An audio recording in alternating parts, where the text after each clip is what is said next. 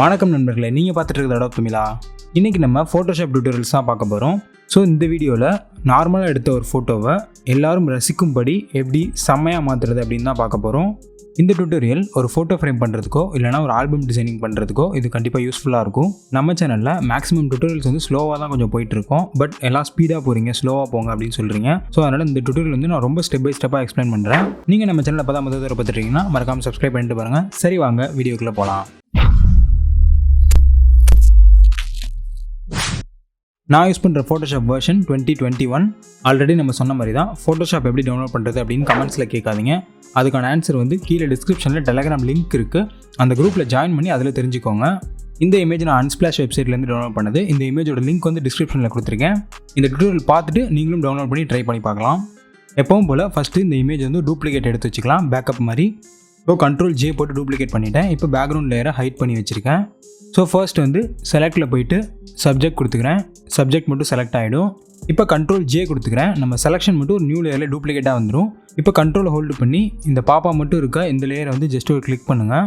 தென் கீழே இருக்க இந்த ஒரிஜினல் இமேஜ் லேயரை கிளிக் பண்ணிவிட்டு செலக்டில் போயிட்டு மாடிஃபைல போயிட்டு எக்ஸ்பேண்ட் கொடுத்துக்கோங்க. எக்ஸ்பேண்ட் பை ஒரு 10 பிக்சல்ஸ் கொடுத்துட்டு ஓகே கொடுத்துக்கோங்க. ஸோ நம்ம செலெக்ஷன் வந்து ஒரு 10 பிக்சல்ஸ் எக்ஸ்பேண்ட் ஆகிடும்.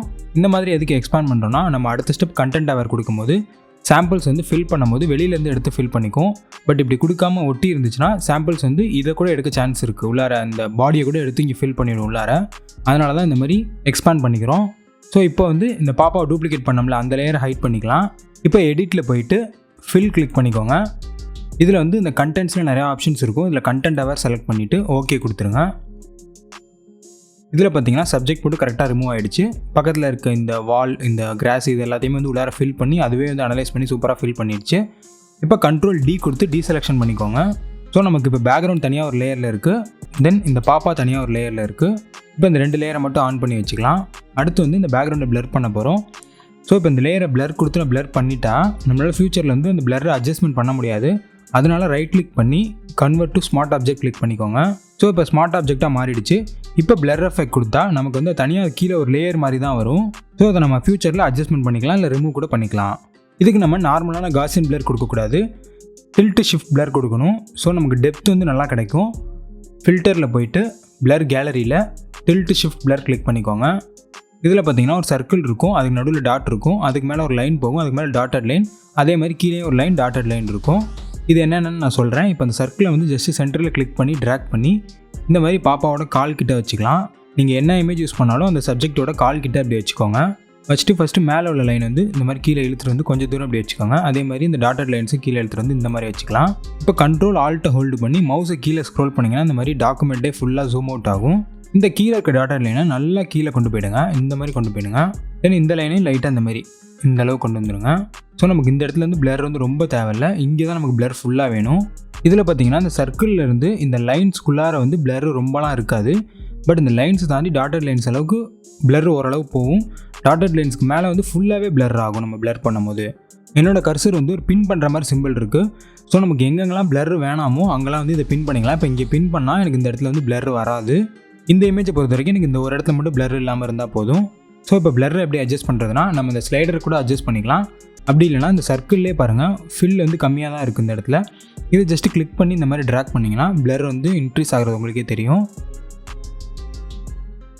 இந்த மாதிரி உங்களுக்கு எவ்வளோ வேணுமோ அவ்வளோ இன்க்ரீஸ் பண்ணிக்கோங்க. ஒரு 283 நான் கொடுத்துக்கிறேன். இப்போ இதை வேணும்னா நம்ம அட்ஜஸ்ட் பண்ணிக்கலாம். இது எவ்வளோ வேணுமோ இந்தளவுக்கு அட்ஜஸ்ட் பண்ணிக்கிறேன்.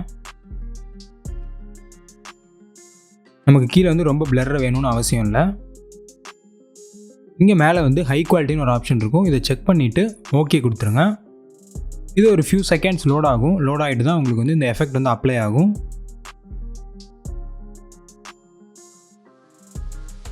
இந்த இமேஜில் பார்த்தீங்கன்னா எனக்கு வந்து ஃபுல்லாக க்ரீன் தான் இருக்குது. ஸோ லைட்டாக ரெட் கலர் இருந்தால் நல்லாயிருக்கும். லைட்டாக ரெட் கலர் தீம் ஆட் பண்ணணும். ஸோ அட்ஜஸ்ட்மெண்ட் லேயர் கிளிக் பண்ணி இதில் வந்து சேனல் மிக்சர் கிளிக் பண்ணிக்கிறேன். இதில் வந்து மேலே அவுட்புட் சேனல் ரெட்டு வச்சுட்டு உங்கள் இமேஜ் வந்து ரெட் கலர் ஆல்ரெடி லைட்டாக இருந்துச்சுன்னா ஒன்றும் பிரச்சனை இல்லை. இதில் க்ரீனை வந்து லைட்டாக ரைட் சைடில் கொண்டு போகிறேன். லைட்டாக கொண்டு போனால் நமக்கு ரெட் கலரில் இந்த மாதிரி பேக்ரவுண்ட் மாறுது. ஸோ இதோட முடிச்சுட்டு இப்போ டாப் லேயர் இந்த பாப்பாவோட லேயரை கிளிக் பண்ணிவிட்டு Ctrl+Shift+Alt+E கொடுத்துக்கிறேன். ஸோ நம்ம கீழே பண்ண அட்ஜஸ்ட்மெண்ட் எல்லாம் சேர்ந்து மேலே ஒரே லேயராக வந்துடும். இதை அகைன் ரைட் கிளிக் பண்ணி கன்வெர்ட் டு ஸ்மார்ட் ஆப்ஜெக்ட் கொடுத்துக்கலாம். இப்போ அடுத்து வந்து நம்ம கேமரா ஃபில்டர் அட்ஜஸ்ட்மெண்ட் பண்ண போகிறோம். அதுவும் இந்த லேயரில் கீழே வந்து நமக்கு எடிட்டபிளாக வந்துடும். ஸோ ஃபில்டரில் போயிட்டு கேமரா ஃபில்டர் கிளிக் பண்ணிக்கிறேன். நீங்கள் ஹையர் வெர்ஷன் யூஸ் பண்ணுறீங்கன்னா கேமரா ஃபில்டர் வந்து உங்களுக்கு டிஃபால்ட்டாக வந்துடும். பட் லோவர் வெர்ஷன் யூஸ் பண்ணுறீங்க அப்படின்னா கேமரா ஃபில்டர் தனியாக டவுன்லோட் பண்ணி இன்ஸ்டால் பண்ணணும். ஐ திங்க் CS6 வெர்ஷன்லேயே வந்து தனியாக டவுன்லோட் பண்ணி இன்ஸ்டால் பண்ணுற மாதிரி தான் இருக்கும். ஸோ அதை கண்டிப்பாக இன்ஸ்டால் பண்ணி வச்சுக்கோங்க. கேமரா ஃபில்டர் இருந்தால் கலர் கிரேடிங் ரொம்ப ஈஸியாகவே ஸ்பீடாக பண்ணலாம். இப்போ ஃபஸ்ட்டு பேசிக்லேருந்து ஸ்டார்ட் பண்ணலாம். ஸோ பேசிக்கை கிளிக் பண்ணிவிட்டு இதில் டெம்பரேச்சர் வந்து லைட்டாக ரைட் சைடில் இன்க்ரீஸ் பண்ணிக்கிறேன். ஸோ எல்லோயிஷாக கொஞ்சம் இருக்கும். அடுத்து கீழே டிண்ட்டை வந்து லைட்டாக ரைட் சைடில் இன்க்ரீஸ் பண்ணிக்கலாம். எக்ஸ்போஷர் ஆல்ரெடி அதிகமாக தான் இருக்குது. ஸோ எக்ஸ்போஷர் லைட்டாக குறைச்சிட்டு கான்ட்ராஸ்ட்டை இன்க்ரீஸ் பண்ணிக்கலாம். நமக்கு சப்ஜெக்ட் கொஞ்சம் தெளிவாகவே தெரியும். ஹைலைட்ஸை லைட்டாக இன்க்ரீஸ் பண்ணிக்கலாம். தென் ஷேடோஸ் வந்து டிக்ரீஸ் பண்ணிக்கோங்க கொஞ்சம். ஸோ அந்த பாப்பாவோட ட்ரெஸ்ஸு கொஞ்சம் டார்க்காக தெரியும். அடுத்து ஒயிட்ஸையும் லைட்டாக டிக்ரீஸ் பண்ணிக்கலாம். தென் பிளாக்ஸையும் லைட்டாக டிக்ரீஸ் பண்ணிக்கலாம். இப்போ டெக்ஸ்சரை கொஞ்சம் இன்க்ரீஸ் பண்ணிக்கோங்க. ஸோ இப்போ ஜூம் பண்ணி பார்த்தீங்கன்னா உங்களுக்கு டிஃப்ரென்ஸ் தெரியும். டெக்ஸ்சர் வந்து நல்லா டீட்டெயில் கொடுக்கும். கிளாரிட்டியும் அதே மாதிரி தான் டீட்டெயில் கொடுக்கும். கிளாரிட்டியும் லைட்டாக இன்க்ரீஸ் பண்ணிக்கோங்க. டிஹெச் வந்து கான்ட்ராஸ்ட்டு நல்லா பூஸ்ட் பண்ணி கொடுக்கும். ஸோ டிஹெச்சை இன்க்ரீஸ் பண்ணிக்கோங்க. டிக்ரீஸ் பண்ணால் அந்த மாதிரி கான்ட்ராஸ்ட்டே சுத்தமாக இல்லாமல் ஆகிடும். ஸோ லைட்டாக இன்க்ரீஸ் பண்ணிங்கன்னா நல்லா கான்ட்ராஸ்ட் கிடைக்கும். அடுத்து வைப்ரன்ஸ் லைட்டாக இன்க்ரீஸ் பண்ணிக்கோங்க. கலர் நல்லா பூஸ்ட் பண்ணி கொடுக்கும். தென் சேச்சுரேஷன் லைட்டாக டிக்ரீஸ் பண்ணிக்கோங்க. பிகாஸ் நம்ம இதையும் இன்க்ரீஸ் பண்ணால் இந்த ஃபேஸில் வந்து எல்லோ கலர் ரொம்ப ஆட் ஆகிடும். ஸோ லைட்டாக டிக்ரீஸ் பண்ணிட்டா ஓரளவு பேலன்ஸ் ஆகிடும் வைப்ரன்ஸும் சேச்சுரேஷனும். அடுத்து கர்வ்ஸில் வந்து ஹைலைட்ஸ் லைட்டாக இன்க்ரீஸ் பண்ணிக்கலாம். லைட்ஸு நல்லா கொஞ்சம் பளிச்சுன்னு இருக்கும். லைட்ஸும் லைட்டாக இன்க்ரீஸ் பண்ணிக்கோங்க. தென் டார்க்ஸை வந்து லைட்டாக டிக்ரீஸ் பண்ணிக்கோங்க. அடுத்து வந்து ஷேடோஸ் அதே மாதிரி லைட்டாக டிக்ரீஸ் பண்ணிக்கோங்க. தென் டீட்டெயிலில் வந்து ஷார்ப்பனிங் லைட்டாக இன்க்ரீஸ் பண்ணிக்கோங்க. நாய்ஸ் ரிடக்ஷனும் லைட்டாக. இதில் நமக்கு நாய்ஸ்லாம் ரொம்ப இல்லை. ஸோ அதனால் கலர் நாய்ஸ் லைட்டாக இன்க்ரீஸ் பண்ணாலே போதும். நாய்ஸ் அதிகமாக இருந்தால் நாய்ஸ் ரிடக்ஷன் நல்லா இன்க்ரீஸ் பண்ணணும். அடுத்து கலர் மிக்சர் கிளிக் பண்ணிவிட்டு இதில் வந்து ஃபஸ்ட்டு க்ரீனில் கிளிக் பண்ணிக்கோங்க.